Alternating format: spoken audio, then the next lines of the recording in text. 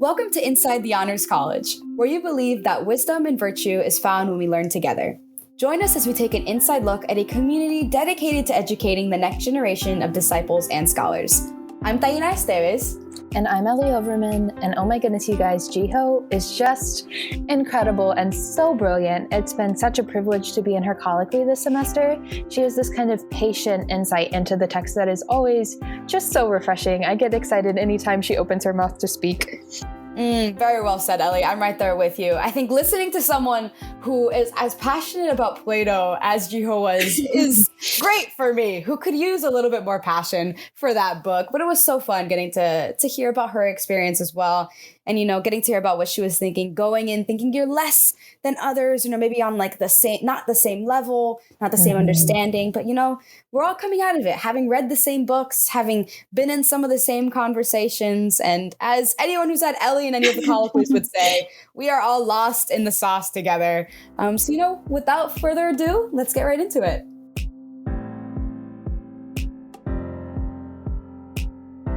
Oh my goodness, Jihyo, hi friend. Hi, Ellie. How are you doing today? So nice. It is a great afternoon of the Saturday. Yeah, I want to thank you for taking time out of your Saturday to talk to us. I really appreciate it. Thank you for inviting me. It's just such a great time. Yeah. Awesome. So let's get right into your icebreaker question. Are you a coffee or a tea person? And what is like your ideal order? So I cannot drink coffee because I don't have a good tolerance for caffeine. So I'm usually more of the tea person. And what I usually make is like a grapefruit green tea with aloe vera in it. Ooh, okay. So it is like a boba kind of thing, but a little bit different. That sounds so good. I've never had anything like that. Does the aloe vera change the texture of it? No, it is just like when you order a boba, the boba kind of sinks down. It's just the same as boba, but it's just aloe vera, so you can just like chew it. That sounds so good. Okay, well let's hop right into your honors story. How did you hear about the Honors College, and why did you decide to be a part of it? So I learned my English from one teacher throughout all my high school 4 years, and he was in this like honors kind of program when he was in college, and he was like super cool because he knew a lot of literature, and like he said, okay, I got my GEs waived, I didn't have to take any tests, and I was like, oh, okay, that was super cool. And when I got to apply APU, I found that there's like almost exactly same program in APU called the Honors College. And in the Honors College, it was like not only the GEs waived, but they also give me scholarships. So I was like, oh my gosh, I should go there. And that was like the only reason that I applied the Honors College, to be really honest. Yeah, nothing other than that. Like I got to get my GEs waived and also get some scholarship. It's some pretty sweet benefits that come with it. You'd be surprised how many students we've talked to who have kind of had a similar I was just in it for the scholarship and now I really like it. So you're for sure not the only one. Well, now that you're here and you've kind of done the Honors College for a couple semesters, how have you been challenged through your experience, and how have you grown as a scholar through your time here at APU? So English is not my first language. I read better, I understand better, I speak better in Korean. Just because I spent way more time in Korea, basically. Right, yeah. So, we read some big texts in our first semester, right? Yeah, we read Machiavelli, we read Xenophon, we read Aristotle, we read Erasmus, and oh my gosh, those were thick, Yeah. And reading in a second language, it wasn't that the most pleasing experience that I could ever had. Right, I believe it.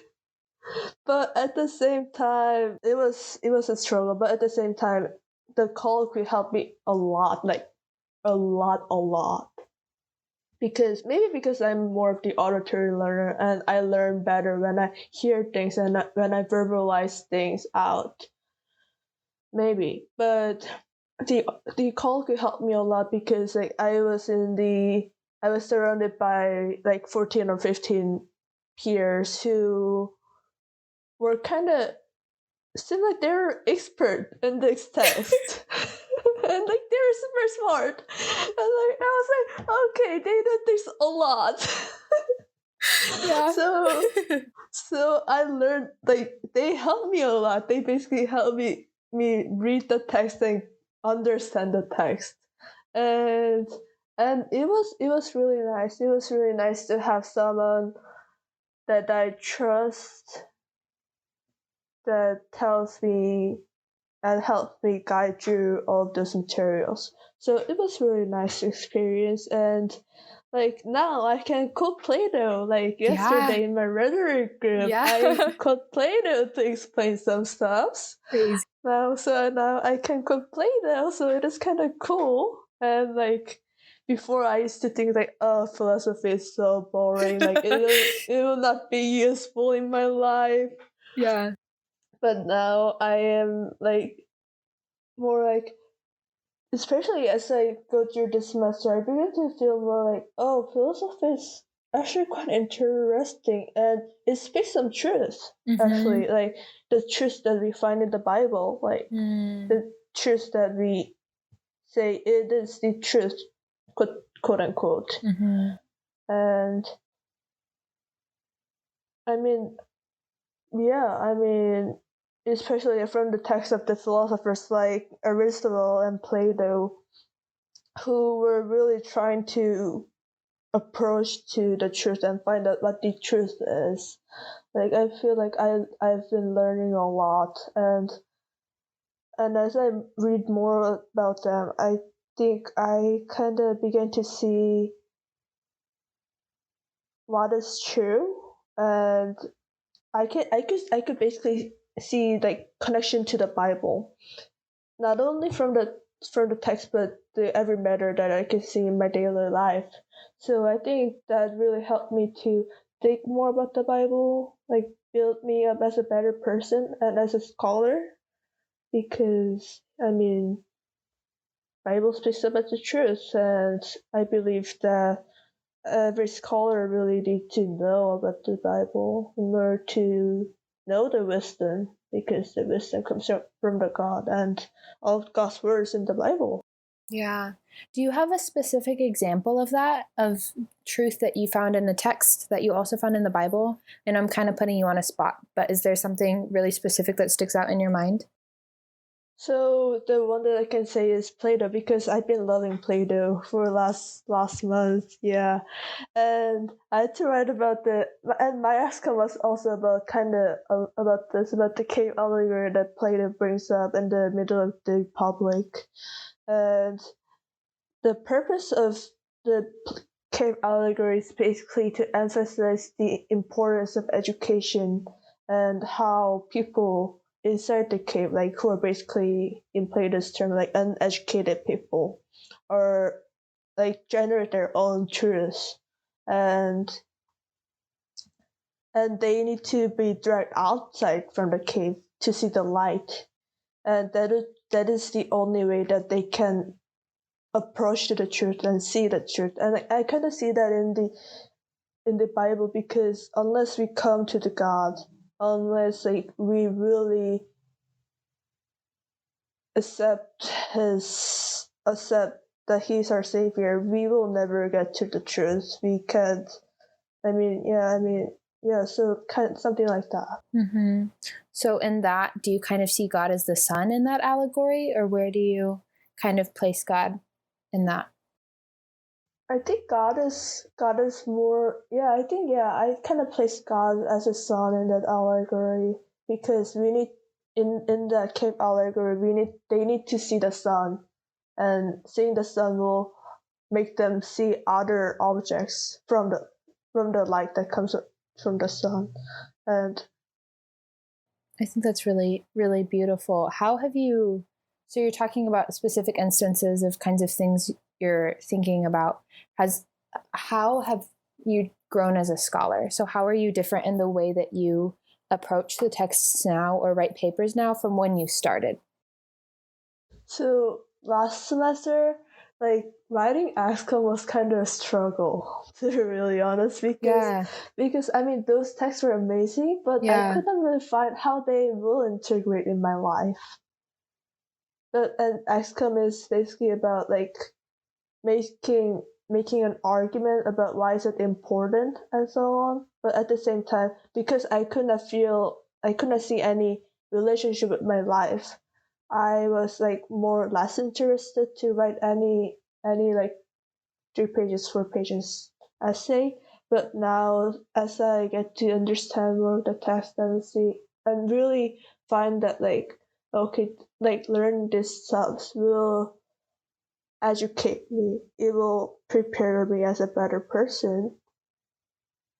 I was more interested in the subject, and second, like I mean, finding connections with Bible is always interesting because, at least for me, I grew up in a Christian family, and I've read Bibles multiple times, so Bible is quite familiar thing in my life, and as I can see connections with something that I'm not familiar with something that I know pretty well, is making me more comfortable and making me better at understanding stuff, at least. So yeah, I think that part, I think it is kind of helping me a lot as being more of a scholar. I'm not sure whether I'm interpreting the term scholar properly. No, I think you are. Yeah, I think that's spot on and so good.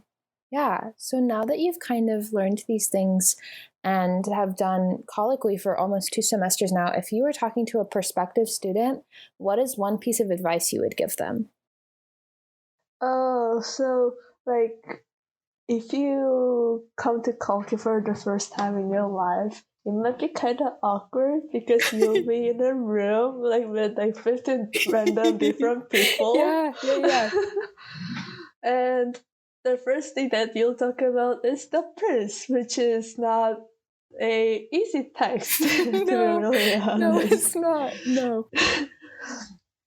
So, I mean, what I really want to say is really don't hesitate to speak about what you think about text, what you think about your thoughts, basically, because you're worried about being like wrong, quote unquote. And I'm saying this because like spending 2 semesters, I mean, it's very short amount of time, but spending 2 semesters in the honors college, I begin to realize that, we're kind of in the same boat. We're all new here. We're all learning things together. It is not like someone is like a professor who got like PhD on it. So no, we're all totally lost together. No one has any idea what's going on, for sure. Mm-hmm. So yeah, really don't feel hesitant to speak out your voice, ask any questions you have while you're reading, because maybe some other person might be struggling on the same topic, or some other person had super good insight on your questions and can provide awesome answers that you have been searching for like a week and week. And whenever you have it is outside colloquy, but if you have any questions about the assignments, there's like assignments or readings in general, don't hesitate to reach out to like the professors. Like you'll I think assign to the mentors. I have my mentor. She is awesome. Yeah. Don't hesitate to like reach out to them or even to your peers, because they will love to help you out. Well, for sure. We're all kind of navigating and figuring it out together. I think that's really good advice. Well, Jihyo, thank you so much for sharing kind of your story and your experience with us. I really appreciate it. Thank you for calling me. It was such a great time. Gosh, I just admire Jihyo so much. I love that she's taken the time to connect philosophy to the Bible in the midst of a really challenging semester. She's doing nursing and COVID and living on campus and balancing all of these things. And so just this idea that she's come back to the Bible as a resting place over and over again is just so encouraging to me. I just admire the heck out of her. So Agreed. And I think she had a nice little bit in the middle there about her own discovery and journey of like truth and to truth in both, like you're mentioning, the Bible, but then also just our regular text that we were reading throughout the semester as well. She has dropped so much wisdom on us in colloquy for sure. And so I think getting to see some of her own perspective and just view and understanding of what that looks like has been very enlightening and reflective for me in my look at that. So thank you so much, Jihyo. And thank you for taking an inside look at a community dedicated to educating the next generation of disciples and scholars. See you next time on Inside the Honors College.